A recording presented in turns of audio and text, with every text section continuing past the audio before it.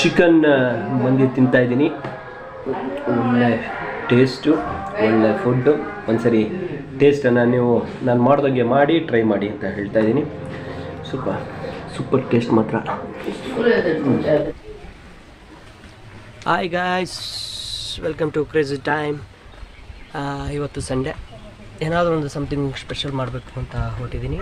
Family ಜೊತೆ ಕೂತ್ಕೊಂಡು ಏನೋ ಒಂದು ಅಡುಗೆ ರುಚಿಯನ್ನು ನಿಮಗೆ ನಾನು ತೋರಿಸ್ಕೊಡ್ಲಿಕ್ಕೆ ಬಂದಿದ್ದೀನಿ. ಇವತ್ತಿನ ದಿನ ಸ್ಪೆಷಲ್ಲಾಗಿ ಒಂದು ಚಿಕನ್ ಮಂದಿಯನ್ನು ಮಾಡೋದು ಹೇಗೆ ಅಂತ ಹೇಳಿ ತೋರಿಸ್ಕೊಡ್ತೀನಿ. ಹೇಗೆ ಮಾಡಬೇಕು, ಹೇಗಿರುತ್ತೆ, ಟೇಸ್ಟ್ ಹೇಗಿರುತ್ತೆ ಅಂತ ನೋಡೋಕ್ಕೆ ನಿಮಗೆ ಕ್ಯೂರಿಯಾಸಿಟಿ ಇರ್ಬೋದು. ಸೊ ಹಾಗಾಗಿ ಚಿಕನ್ ಮಂದಿ ಹೇಗೆ ಮಾಡೋದು ಅಂತ ಇವತ್ತಿನ ದಿನ ನಾನು ನಿಮಗೆ ತೋರಿಸ್ಕೊಡ್ತೀನಿ. ಸೊ ನೀವು ಮನೇಲಿ ಟ್ರೈ ಮಾಡಿ, ಸಖತ್ತಾಗಿರುತ್ತೆ ಟೇಸ್ಟು. ಸೊ ಒಂದ್ಸರಿ ನೀವು ಮಾಡಿಬಿಟ್ರೆ ಮತ್ತೆ ಮತ್ತೆ ಮತ್ತೆ ಮತ್ತೆ ಮತ್ತೆ ಮತ್ತೆನೂ ಕೇಳ್ತೀರಾ. ಈಗ ಯಾರ್ದೋ ಮನೆ ಹಿಂದೆ ನಿಧಾನಕ್ಕೆ ಹೋಗ್ತಾ ಇದ್ದೀನಿ ಮನೆ ಒಳಗೆ. ಸೊ ನೋಡೋಣ ಹೇಗಿರುತ್ತೆ ಚಿಕನ್ ಮಂದಿ ಅಂತೇಳಿ. ಹಾಗಿದ್ರೆ ಗೈಸ್, ಇನ್ಯಾಕೆ ತಡ, ಚಿಕನ್ ಮಂದಿ ಮಾಡೋಣ, ಜೊತೆಯಾಗಿ ತಿನ್ನೋಣ. ಬನ್ನಿ ಸ್ನೇಹಿತರೆ. ಚಿಕನ್ ಮಂದಿ ಮಸಾಲ ಮಾಡಲಿಕ್ಕೆ ವೆರಿ ಇಂಪಾರ್ಟೆಂಟ್ ಇಂಗ್ರೀಡಿಯೆಂಟ್ ಯಾವುದು ಅಂದರೆ, ನೋಡಿ ಕಾಣಿಸ್ತಾ ಇದೆಯಲ್ಲ, ಈರುಳ್ಳಿ. ಇದನ್ನು ಒಂದು 2-3 ಈರುಳ್ಳಿಯನ್ನು ಹಚ್ಕೋಬೇಕು. ಅದಾದ ನಂತರದಲ್ಲಿ ಕ್ಯಾಪ್ಸಿಕಮ್ ಈಸ್ ವೆರಿ ಇಂಪಾರ್ಟೆಂಟ್. ಕ್ಯಾಪ್ಸಿಕಮನ್ನು ಇದೇ ಥರ ಕಟ್ ಮಾಡ್ಕೋಬೇಕು. ಅದಾದ ನಂತರದಲ್ಲಿ ಕ್ಯಾರೆಟ್ ಜೊತೆಯಾಗಿ ನಿಂಬೆಹಣ್ಣನ್ನು, ಅದ್ರ ಜೊತೆಯಾಗಿ ಸಾಂಬಾರು ಸೊಪ್ಪನ್ನು ಇಟ್ಕೋಬೇಕಾಗುತ್ತೆ. ಸೊ ಇಲ್ಲಿ ನಿಮಗೆ ಸಾಂಬಾರು ಸೊಪ್ಪು ಮತ್ತು ಕ್ಯಾರೆಟ್ ಏನಿದೆ ಇದು ಆಪ್ಷನಲ್ ಆಗಿರುತ್ತೆ. ಅದ್ರ ಜೊತೆಗೆ ನಿಮಗೆ ಪೆಪ್ಪರ್ ಪೌಡ್ರನ್ನು ಈ ಥರ ಪೌಡ್ರ್ ಮಾಡ್ಕೋಬೇಕಾಗುತ್ತೆ. ಅದ್ರ ಜೊತೆ ಚಕ್ಕೆ ನೋಡಿ ಹೆಂಗೆ ಕಾಣಿಸ್ತಾ ಇದೆ.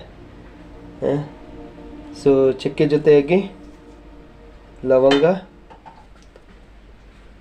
ಜೊತೆಗೆ ಇದೇನು ಚಾಕ್ಲೇಟು ಅಂದ್ಕೊಂಬಿಟ್ರಾ? ಚಾಕ್ಲೇಟ್ ಅಲ್ಲ, ಇದು ಮ್ಯಾಗಿ ಕ್ಯೂಬ್.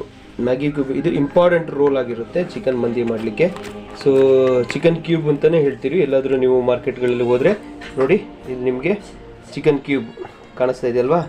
ಈ ಚಿಕನ್ ಕ್ಯೂಬನ್ನೇ ಇಲ್ಲಿ ತೆಗೆದಿಟ್ಟು ಇಟ್ಟಿರುವಂಥದ್ದು. ಸೊ ಇದು ಇಂಪಾರ್ಟೆಂಟ್ ರೋಲ್ ಆಗಿರುತ್ತೆ. ಯಾವುದು ನಿಮಗೆ ಚಿಕನ್ ಮಂದಿ ಮಾಡಬೇಕು ಅಂದರೆ ಇದು ಬೇಕೇ ಬೇಕಾಗುತ್ತೆ. ಆಮೇಲೆ 1 ಕಪ್ಪು ನೀವು ಸನ್ ಗಿಫ್ಟ್ ಯಾವುದಾದ್ರೂ ಆಯಿಲ್ಗಳನ್ನು ತೊಗೊಳ್ಬೇಕಾಗುತ್ತೆ. ಆಯಿಲ್ಗೆ ರೇಟ್ ಜಾಸ್ತಿ ಇದೆ ಅಂತ ಹೇಳ್ಬಿಟ್ಟು ಕಡಿಮೆ ತೊಗೊಳ್ಬಿಡಬೇಡಿ.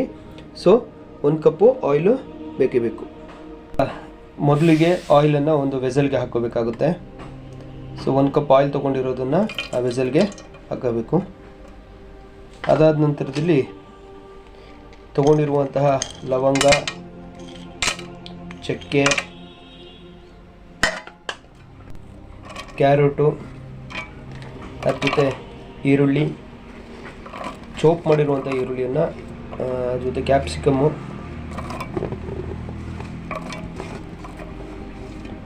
ಸಾಂಬಾರು ಸೊಪ್ಪು ಎಲ್ಲ ಹಾಕ್ಕೊಂಡು ಮಿಕ್ಸ್ ಮಾಡಬೇಕಾಗುತ್ತೆ. ಸ್ನೇಹಿತರೆ, ಇದು ಮಿಕ್ಸ್ ಮಾಡೋಕ್ಕಿಂತ ಮುಂಚೆ ಸ್ವಲ್ಪ ಜಿಂಜರ್ ಗಾರ್ಲಿಕ್ ಪೇಸ್ಟನ್ನು ಹಾಕೋಬೇಕಾಗುತ್ತೆ. ಆಪ್ಷನಲ್ ಆಗಿ ಟೊಮ್ಯಾಟೋನ ಬೇಕಾದರೆ ಚೊಪ್ ಮಾಡಿ ಹಾಕೋಬೋದು. ಜಿಂಜರ್ ಗಾರ್ಲಿಕ್ ಪೇಸ್ಟು,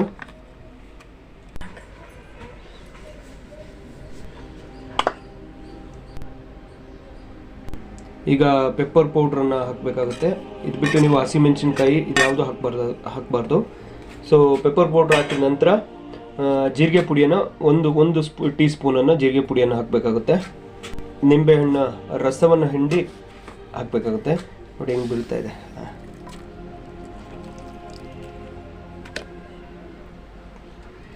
ಮ್ಯಾಗಿ ಕ್ಯೂಬನ್ನು ಹಾಕೋಬೇಕು. ನೋಡೋಕ್ಕೆ ಚಾಕ್ಲೇಟ್ ಥರ ಇದೆ. ಪುಡಿ ಮಾಡಿ ಮ್ಯಾಗಿ ಕ್ಯೂಬನ್ನು ಹಾಕೋಬೇಕಾಗುತ್ತೆ. ಇದು ಇಂಪಾರ್ಟೆಂಟ್ ರೋಲು ನೀವು ಚಿಕನ್ ಮಂದಿ ಮಾಡ್ತೀನಿ ಅಂದರೆ. ಸ್ವಲ್ಪ ಅರಿಶಿನ ಪುಡಿಯನ್ನು ಹಾಕೋಬೇಕು. ಸ್ವಲ್ಪ ಕಲರ್ ಪೌಡ್ರನ್ನು ಹಾಕೋಬೇಕಾಗುತ್ತೆ, ರೆಡ್.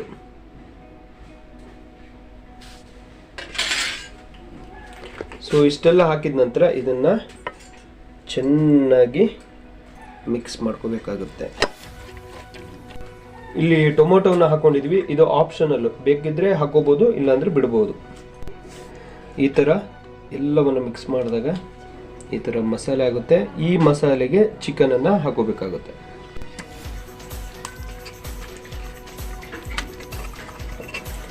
ಇದು 1 kg ಚಿಕನ್ ಮಂದಿಯನ್ನು ಮಾಡ್ತಾ ಇರುವಂಥದ್ದು. ಸೊ ಚಿಕನ್ ಪೀಸು ಸ್ವಲ್ಪ ದೊಡ್ಡದಿದ್ದಷ್ಟು ಒಳ್ಳೆಯದು. ಚಿಕ್ಕ ಪೀಸ್ಗಿಂತ ದೊಡ್ಡ ಪೀಸು ಚಿಕನ್ ಇದ್ದರೆ ಒಳ್ಳೆಯದು. ನಂತರ ಚೆನ್ನಾಗಿ ಮಿಕ್ಸ್ ಮಾಡ್ಕೋಬೇಕಾಗುತ್ತೆ. ನಿಮ್ಮಲ್ಲಿ ಒಂದು ಕ್ವಶನ್ನು ರೈಸ್ ಆಗ್ಬೋದು, ಏನಕ್ಕೆ ಇದಕ್ಕೆ ಉಪ್ಪೇ ಹಾಕಿಲ್ವಲ್ಲ ಅಂತೇಳಿ. ಏನು ನಾನು ಚಿಕನ್ ಕ್ಯೂಬ್ ಅಂತ ಏನು ಹೇಳಿದ್ದೆ, ಆ ಚಿಕನ್ ಕ್ಯೂಬಲ್ಲಿ ಭಾಳಷ್ಟು ಉಪ್ಪಿರುತ್ತೆ. ಸೊ ಹಾಗಾಗಿ ಇಲ್ಲಿ ಉಪ್ಪು ಹಾಕುವಂತಹ ನೆಸೆಸಿಟಿ ಇರೋದಿಲ್ಲ. ಸೊ ಟೇಸ್ಟ್ ನೋಡ್ಬೋದು, ಟೇಸ್ಟ್ ನೋಡ್ಬಿಟ್ಟು ಇನ್ ಕೇಸ್ ಬೇಕು ಅಂದರೆ ಮಾತ್ರ ಒಂದು ಸ್ವಲ್ಪ ಉಪ್ಪುಗಳನ್ನು ಹಾಕೋಬೋದು. ಸೊ ಈಗ ಚೆನ್ನಾಗಿ ಮಿಕ್ಸ್ ಆಗಿದೆ.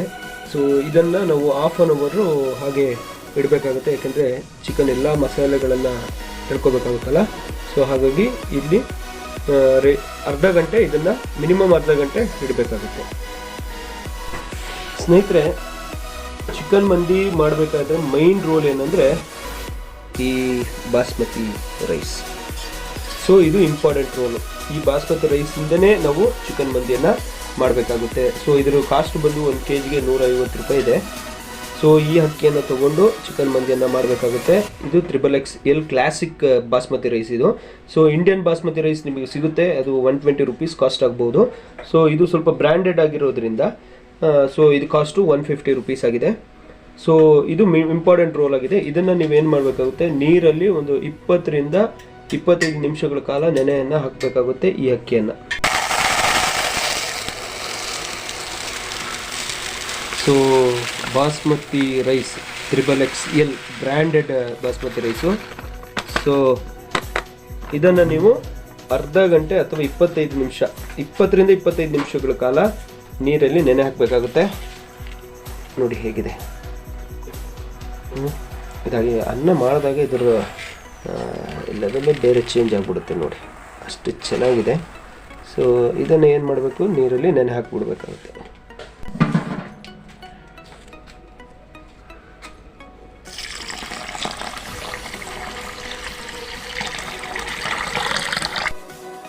ಗೈಸ್, ಈಗ ಚಿಕನ್ನು ಅರ್ಧ ಗಂಟೆ ಆಗಿ ನಂತರ ಈಗ ಒಳ್ಳೆ ಟೇಸ್ಟ್ ಇರುವಂತೆ ಕಾಣಿಸ್ತಾ ಇದೆ. ಇದನ್ನು ಈಗ ಬಾಯ್ಲ್ ಮಾಡಲಿಕ್ಕೆ ಇಡೋಣ. ಗೈಸ್, ಇದಕ್ಕೆ ನೀವು ಯಾವುದೇ ರೀತಿಯಾದಂಥ ನೀರನ್ನು ಹಾಕಲೇಬಾರ್ದು. ಸೊ ಇದು ಫುಲ್ಲು ಡ್ರೈ ಆಗಿಬಿಡುತ್ತೆ, ಆಮೇಲೆ ಇಲ್ಲಿರುವಂಥ ಮಸಾಲೆಗಳು ಯಾವುದೂ ಕಾಣೋದಿಲ್ಲ. ಸೊ ಈಗ ಚಿಕನ್ ಮಂದಿ ಮಾಡಲಿಕ್ಕೆ ನಾವು ರೆಡಿಯಾಗಿದ್ದೀವಿ. ನೋಡಲಿಕ್ಕೆ ನೀವು ರೆಡಿಯಾಗಿದ್ದೀರಿ ಅಂತ ಅಂದ್ಕೊಳ್ತಾ ಗೈಸ್, ಇನ್ನೇನು ತಡ, ಬನ್ನಿ ಸ್ಟಾರ್ಟ್ ಮಾಡೋಣ. ಈಗ ಇದು 20 ನಿಮಿಷ, 20 ರಿಂದ 25 ನಿಮಿಷ ಆಗಿದೆ.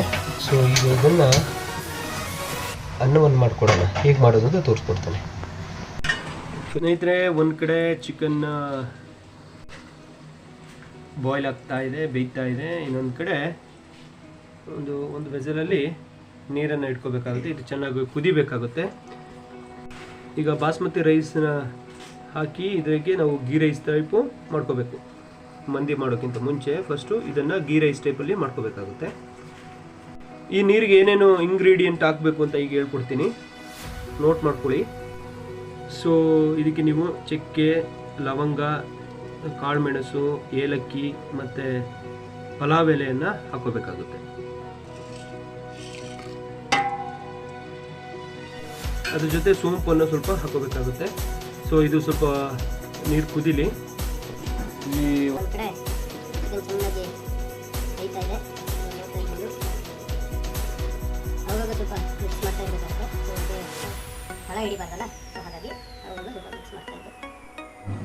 ನೀರು ಚೆನ್ನಾಗಿ ಕುದೀತಾ ಇದೆ. ಈಗ ಇದಕ್ಕೆ ಅಕ್ಕಿಯನ್ನು ಹಾಕಬೇಕಾಗುತ್ತೆ. ಸ್ನೇಹಿತರೆ, ಈಗ ಈ ಅಕ್ಕಿ 70 to 80% ಬಾಯ್ಲ್ ಆಗಿದೆ. ಸೊ ಈ ಅಕ್ಕಿಯನ್ನು ಬಸಿಬೇಕಾಗುತ್ತೆ. ಬಸಿಬಿಟ್ಟು ಸೊ ಇಲ್ಲೇನು ಈಗ ಚಿಕನ್ ಬಾಯ್ಲ್ ಆಗ್ತಿದೆ ನೋಡಿ, ಇದಕ್ಕೆ ಹಾಕಿ ಮಿಕ್ಸ್ ಮಾಡಬೇಕು. ಸ್ನೇಹಿತರೆ, ಈಗ ಇದಕ್ಕೆ ಬಾಯ್ಲ್ ಆಗಿರುವಂಥ ರೈಸನ್ನು ಈ ಥರ ಹಾಕ್ಕೊಂಡು ಬರಬೇಕು. ನೋಡಿ ಸ್ನೇಹಿತರೆ, ಬಾಸ್ಮತಿ ರೈಸ್ ಯಾವ ಥರ ಇದೆ. ಇದಕ್ಕೆ ಈಗ ಸ್ವಲ್ಪ ಹಾಕಿದ ನಂತರ ಸ್ವಲ್ಪ ಕಲರ್ ಹಾಕಬೇಕು. ಗ್ರೀನ್ ಕಲರು ಮತ್ತು ರೆಡ್ ಕಲರ್, 2 ಕಲರ್ನ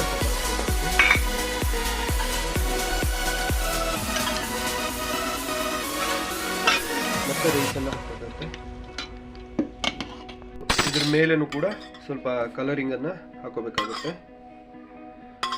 ರೆಡ್ಡು ಮತ್ತು ಗ್ರೀನ್ ಕಲರು.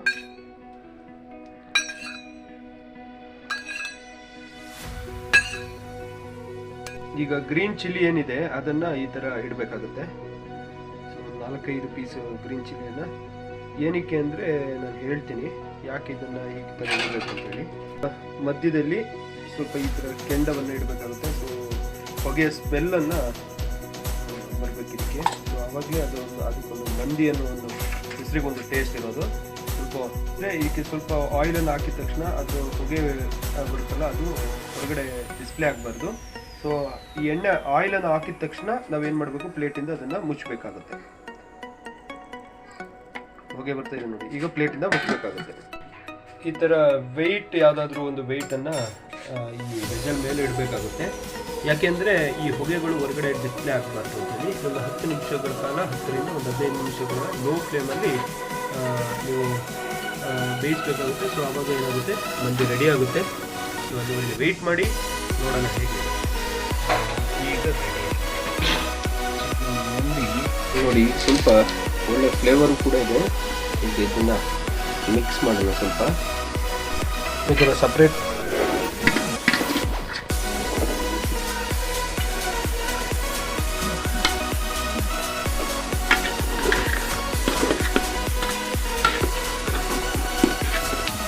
ಚಿಕನ್ ನೋಡಿ ಸ್ನೇಹಿತರೆ, ಚಿಕನ್ ಮಂದಿ ರೆಡಿಯಾಗಿದೆ. ಇನ್ನೇನು ತಿನ್ನಬೇಕಷ್ಟೇ, ತಿಂತೀನಿ. ನೀವು ಇದೇ ಥರ ಮಾಡಿಕೊಂಡು ಒಳ್ಳೆ ಟೇಸ್ಟ್ ಇದೆ. ಸಂಡೆಯ ಬಾಡೂಟ ಚಿಕನ್ ಮಂದಿ. Thank you. ಯಾರ್ಯಾರು ನನ್ನ ಚಾನಲನ್ನು ನೋಡ್ತಿದ್ರಿ ದಯವಿಟ್ಟು ಸಬ್ಸ್ಕ್ರೈಬ್ ಮಾಡ್ಕೊಳ್ಳಿ. ಇದೇ ಥರದಾದಂಥ ಒಳ್ಳೊಳ್ಳೆ ರೆಸಿಪಿಗಳನ್ನು ನಿಮಗೆ ತೋರಿಸ್ಕೊಡ್ತಾ ಬರ್ತೀನಿ. ಸೊ ಐ ಹೋಪ್ ದಟ್ ನಿಮಗಿದು ಮಾಡಿಕೊಂಡು ಇದರ ಟೇಸ್ಟನ್ನು ನಮಗೆ ಕಮೆಂಟ್ಸ್ ಬಾಕ್ಸಲ್ಲಿ ತಿಳಿಸಿ ಅಂತ ಹೇಳ್ತಾ ಇವತ್ತಿನ ಈ ವಿಡಿಯೋವನ್ನು ಮುಗಿಸ್ತಾ ಇದ್ದೀನಿ. ನೆಕ್ಸ್ಟ್ ಇನ್ನೊಂದು ರುಚಿಕರವಾದಂಥ ಅಡುಗೆ ಜೊತೆ ನಿಮ್ಮೊಂದಿಗೆ ಬರ್ತೀನಿ. ಅಲ್ಲಿವರೆಗೆ take care, have a nice day, bye.